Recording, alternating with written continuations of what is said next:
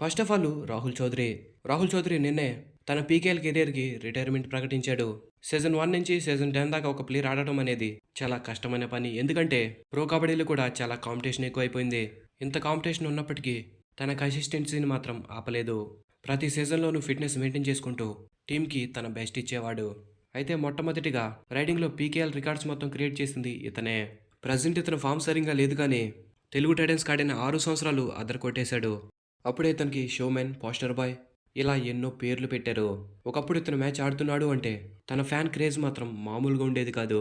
మెయిన్గా చెప్పాలి అంటే మన తెలుగు టైటన్స్ ఫ్యాన్స్ అంతా ఇతను మన తెలుగు టైటన్స్లో ఆడకపోయినప్పటికీ ఎప్పటికీ కూడా రాహుల్ చౌదరికి సపోర్ట్ చేస్తారు.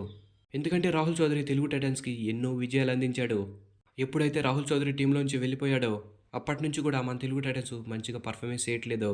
రాహుల్ చౌదరి పీకేఎల్ మొత్తంలో 143 మ్యాచెస్ ఆడితే 2221 రైడ్స్ వేస్తే మొత్తం 1046 రైడ్ పాయింట్స్ సాధించాడు.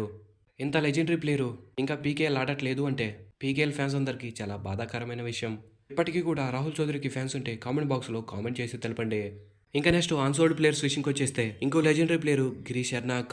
మనోడు లెఫ్ట్ కార్నర్ డిఫెండర్, ఇంకా అలాగే డేంజరస్ డిఫెండర్ అని కూడా చెప్పాలి. లాస్ట్ ఇయర్ కూడా ముంబాకి ఆడాడు కానీ ఈ సంవత్సరం అన్సోల్డ్గా మిగిలిపోయాడు. ఇంకా నెంబర్ 3 సురేందర్ సింగ్. ఇతను ఒక రైట్ కవర్ డిఫెండర్. మనోడికి పీకేఎల్లో చాలా ఎక్స్పీరియన్స్ ఉంది. పెద్ద పెద్ద రైడర్ని సైతం ఈజీగా ట్యాకిల్ చేయగల సత్తా ఉంది. ఇంకా అలాగే కొన్ని సంవత్సరాలుగా ముంబాకి ఆడుతున్నాడు. ఇంకా అలాగే ముంబాకి కెప్టెన్గా కూడా చేశాడు. అయితే ఈసారి యాక్షన్లో ఇతను కొనడానికి ఏ టీము కూడా ముందుకు రాలేదు. ఇంకా నెంబర్ 4 కే ప్రభంజన్. ఇతనికి కూడా పీకేఎల్లో చాలా ఎక్స్పీరియన్స్ ఉంది. ఇంకా అలాగే లాస్ట్ ఇయర్ హర్యానాకి ఆడాడు. బెంగాల్ వారియర్స్ ఛాంపియన్స్ అయినప్పుడు మనోడు ఆ టీంలో కీ రైడర్ అని చెప్పాలి. ఇంత మంచి టాలెంటెడ్ ప్లేయర్ కూడా ఈసారి యాక్షన్లో అన్సోల్డ్గా మిగిలిపోయాడు. ఇంకా నెంబర్ 5 చందన్ రంజిత్. ఇతనికి కూడా పీకేఎల్లో చాలా ఎక్స్పీరియన్స్ ఉంది. ఇంకా అలాగే ఈ రైడర్కి మంచి మంచి స్కిల్స్ ఉన్నాయి. లాస్ట్ ఇయర్ కూడా ఇతను హర్యానా స్టెల్లర్స్కి ఆడాడు కానీ లాస్ట్ ఇయర్ అంత మంచి పర్ఫార్మెన్స్ అయితే చేయలేదు. మేబీ అందుకేనేమో ఈసారి ఇతను అన్సోల్డ్గా మిగిలి ఉంటాడు. నెంబర్ 6 సురేందర్ నాడా. ఇతని గురించి పీకేఎల్ ఫ్యాన్స్కి కొత్తగా చెప్పక్కర్లేదు. ఎందుకంటే ఇతను డేంజరస్ డిఫెండర్. లెఫ్ట్ కార్నర్గా ఉండి పెద్ద పెద్ద రైడర్ని మడతేసేస్తాడు. అయితే ఇంత మంచి ప్లేయర్ కూడా ఈసారి యాక్షన్లో అన్సోల్డ్గా మిగిలిపోయాడు. నెంబర్ 7 రన్ సింగ్. ఇతను కూడా పీకేఎల్లో సీజన్ 1 నుంచి ఆడుతున్నాడు. లాస్ట్ ఇయర్ కూడా బెంగళూరు బుల్స్కి పర్వాలేదనిపించాడు. ఇంకా అలాగే తను ఫుల్ ఫిట్గా ఉన్నాడు.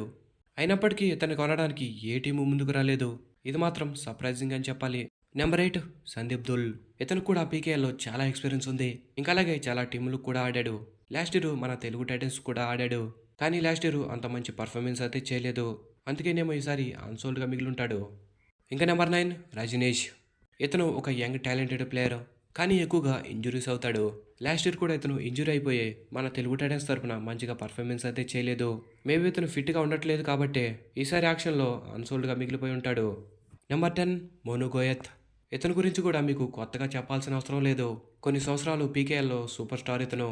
లాస్ట్ ఇయర్ ఇంకా ఈ సంవత్సరం అన్సోల్డ్గానే మిగిలిపోతున్నాడు.